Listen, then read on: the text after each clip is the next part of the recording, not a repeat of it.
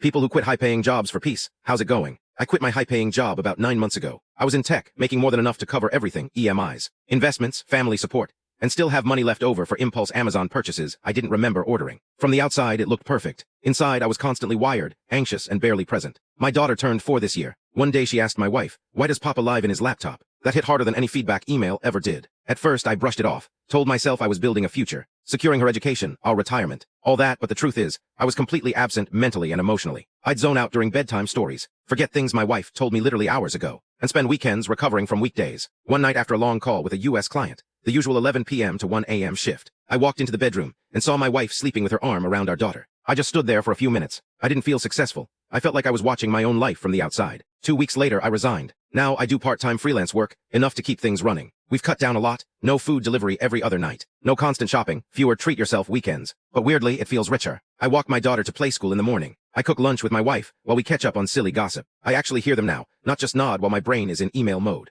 Of course, some days are tough. Money stress hits different when you're used to a cushy paycheck, but I finally feel like I'm living in the same house as my family, not just sharing an address.